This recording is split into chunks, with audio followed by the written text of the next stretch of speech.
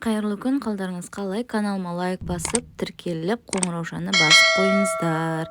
Алдағы уақытта тегін мастер-класстар болады.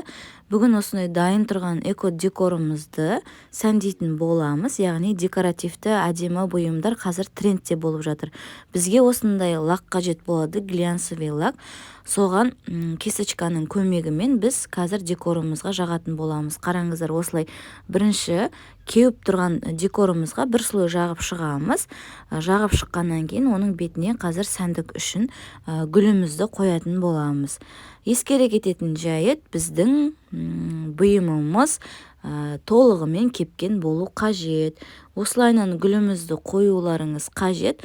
Қойғаннан кейін өзі ровно қисық қойсаңыздар, түзу қойсаңыздар өз еркілеріңіз. Мысалы, маған осылай ұнады. Қараңыздар, мен сіздерге жақыннан көрсетейін. Міне, біздің лак жаққаннан кейін разницасын қараңыздар. Бұйымымыз біздің жалтырап әдемі болып тұр, көрдіңіздер ма?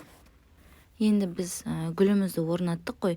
Үстінен тағы да екі слой осылай лагымызды жағып шығатын боламыз. Қайтара жағып шығатын боламыз. Міне, көріп тұрғандарыңыздай еш қиындығы жоқ. Біз бұл эко-декорымызды қайда, мысалға, подарка ретінде сыйласаңыздар болады.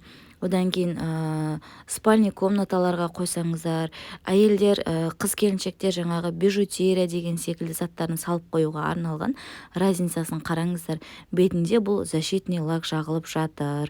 Майдан, судан қорғайды. Бұл қарасаңыздар, мұқият қарасаңыздар, осылай біздің бұйымымыз әдемі болып жалтырап шығады. Барлық шетіне жағып шықсаңыздар, өте жақсы болады. Сізге бүгінгі сабағым ұнады деп ойлаймын. Қараңыздар, мен сіздерге тағы да көрсетейін. Біздің бұйымымыз әдемі болып шығады. Лак жаққаннан кейін кеуіп тұрады ғой кішкене. Осылайынан жалтырап әдемі болып шығады. Мінекей біздің бұйымымыз дайын.